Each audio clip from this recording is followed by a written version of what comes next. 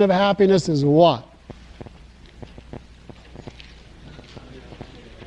No, she was very strong on the point that an emotion must be defined by reference to the type of cause. You cannot define an emotion simply by reference to another emotion. To make it objective, you have to try to relate it to external reality by defining in some way its relation to the cause. And she has a sentence in Galt's speech giving a formal objectivist definition of happiness, which is intended as a definition. But if you use up your time now, then you're going to be shot for the question. Yeah. Yes. The state of consciousness proceeds from the achievement of one's values. Excellent. The state of consciousness which proceeds from the achievement of one's values. And now I want to analyze that definition. On the conceptual level, as we know, the standard of value determining human responses is not automatic.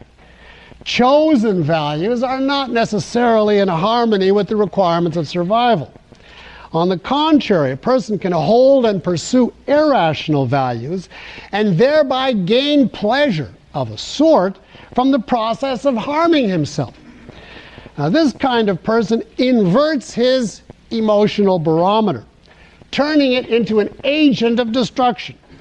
The mechanism becomes not his protector, but like a siren or demon urging him to self-destruction. For example, the people whose pleasure in life comes from crime, or drugs, or idleness, or power lust, or being accepted by the group, and you can, I'm sure, add extensively to that brief list. Pleasure, however, is a concomitant of life. That principle remains unalterable. And you cannot, therefore, reach happiness by any of these means. You cannot, because an anti-life course is an anti-value course. In other words, one incompatible with successful goal-directed action. Now, I here assume you know the objectivist moral code, but just to summarize the relevant point here, the moral man is the exponent of self-preservation. According to objectivism, he is the man who uses his cognitive faculty, reason, to make the countless decisions involved in choosing values and pursuing goals. Only he, the moral man, selects ends and means consonant with the nature of existence and with the integrity of his own consciousness. Only he refuses to sabotage his person or his goals by indulging in out-of-context desires or fears. Only he, therefore, is practical, in other words, able to achieve his values. And only he, therefore, can reach the emotional result and reward of such achievement. So we reach this crucial principle. The moral, the practical, and the happy cannot be sundered. By their nature, these three form a unity. And the explanation is in this principle. He who perceives reality is able to gain his ends and thus enjoy the process of being alive. He who perceives reality, the moral, is able to gain his ends, the practical, and thus enjoy the process of being alive, the happy. By the same token, the evil, the impractical, and the unhappy necessarily form a unity. He who evades, the immoral, renders himself impotent, the impractical, and thus experiences life as suffering, the unhappy. When Ayn Rand says that happiness proceeds from the achievement of one's values, this does not mean from the gaining of any ends, rational or otherwise. If a man holds and achieves rational values, he will be happy as a result, and his happiness will reflect the fact that his course of action is pro-life. If he holds irrational values, however, he may attain a particular out-of-context goal, or even several of them, but he cannot, quote, achieve his values. He cannot do it. Why not? Well, that's not true. Some of my values don't exist, but in theory they could be achieved. There's a deeper reason. If he holds irrational values, they involve inherent chronic clashes with one another and with reality, and they therefore cannot be achieved. The simplest example is any neurotic who tries to achieve self-esteem through universal love.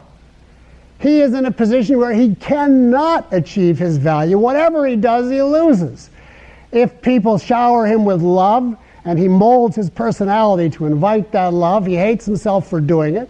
On the other hand, if he stands up for what he thinks and doesn't get their love, he's miserable. He's lost. There is no course of action whatever.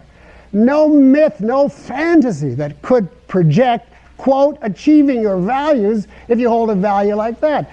If you want a political example, I refer you to my chapter on the concentration camps, where the Nazis' value was absolute power.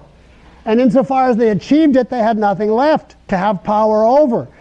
Their goal was to have functioning, active, thinking human beings who were absolute pawns of absolute power. And they simply couldn't achieve it. It's a goal in conflict with reality.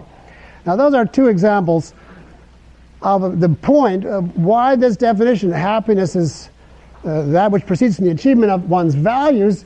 You must keep in mind that irrational values cannot be achieved. A given irrational goal can be achieved. Like Hitler can annihilate Poland, but he can't achieve what he's annihilating it for. The irrational man, in other words, has to be tortured. And this is the way I word it at present. In his approach to the world, failure means suffering, and so does success. Success of his kind, in other words, that blanking out or fighting reality, is a threat. Attainment is anxiety. Desire is guilt. Pleasure is laced with hangover. Joy is overcome by pain. Now, whatever you call that state, it's not happiness.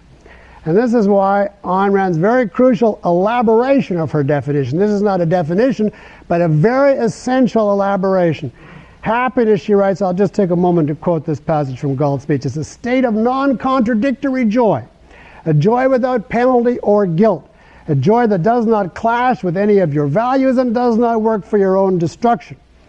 Not the joy of escaping from your mind, but of using your mind's fullest power. Not the joy of faking reality, but of achieving values that are real. Not the joy of a drunkard, but of a producer. That's an elaboration of the theoretical point we've been making. Now I want to consider the tie between rationality and happiness from another aspect. If happiness